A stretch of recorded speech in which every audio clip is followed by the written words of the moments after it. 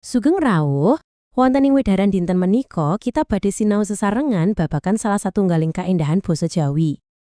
Kita badhe mbikak rahasia ing sawingkungipun donga Jawi. Mangga kita wiwiti. Ngeten, panjenengan napa nggih nate mirengaken basa Jawi pas wonten acara? Misale temanten utawi slametan?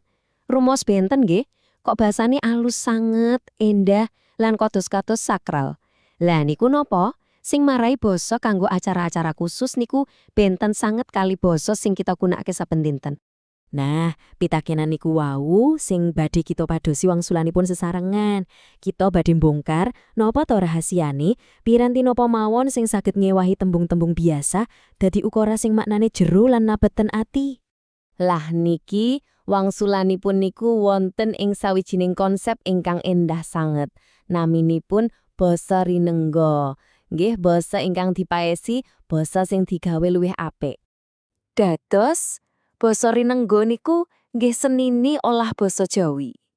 Intine basa sing dirakit dirancang khusus supados langkung endah, luwih kiyat maknane lan sing paling penting saged nembus manahipun sing mirengaken.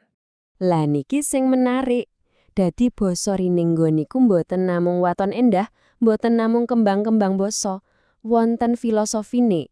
Basane kedah, setunggal, endah dirungokke, kalih, mentes, artine padhet isine, lan telu, mandes, duwe daya pangaribawa emosi sing kiyat banget. Lajeng, pripun carane damel basa supados saged dados endah kados niku? Nah, wonten pirantosipun, wonten alat-alat sastranipun. Mangga kita pirsani kali tulodo sing paling umum.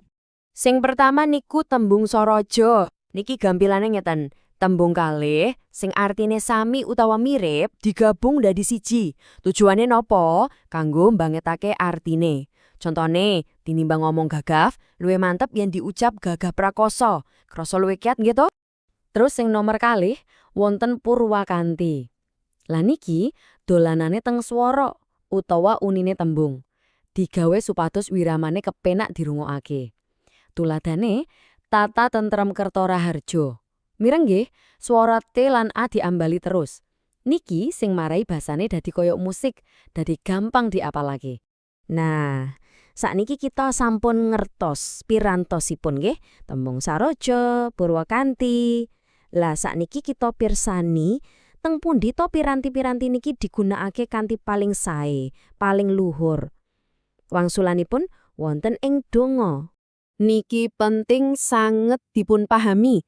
Secara teori, donga niku sanes salah setunggal jenis basa rinengga, mboten mlebet daftar resmi.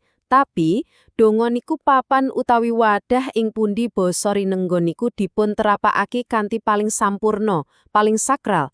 Dadi, donga niku puncak panganggone basa rinengga. Lah terus, kenging napa kok kedah ngangge basa sing endah kados niku nalika ndonga?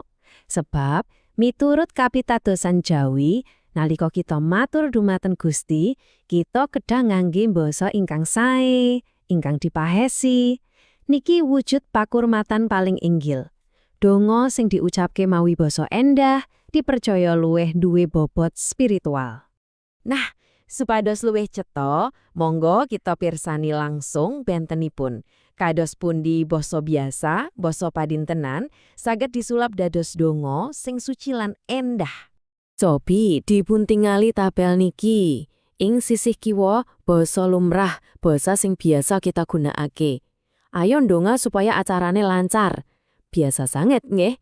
Lah, bandingake kali sing tengen. Kanthi menekung puja semedi, mugi lampahing gati saged lulus widodo.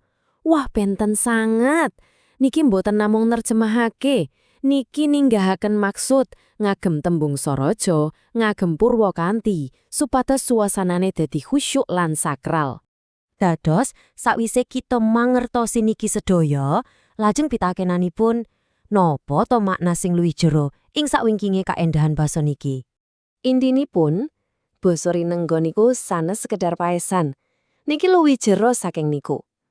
Basa rinengga niku cara tiyang Jawi ngempen aji-aji luhur, bab pakurmatan, spiritualitas, moral dilebetaken langsung wonten ing basanipun. Utaminipun nalika matur dumateng Gusti. Lah aji-aji niku wau komplit sangat.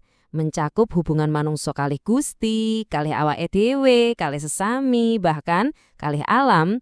Dados, lewat basa ing donga, tiyang Jawi niku neguhaken malih konsep gesang ingkang harmonis lan seimbang ing sedaya aspek. Nah, kangge pungkasan kula gadah unek-unek. Ing jaman sakniki, sing sedaya serba cepet, serba praktis, komunikasi kita nggih dados singkat. Pitakenanipun, nalika kita sampun boten malih ngalokasiake wekdal kangge maesi tetembungan kita, napa wonten aji-aji sing ijal? Monggo dipun penggalih. Matur nuwun sanget sampun kersa midhangetaken wedharan menika.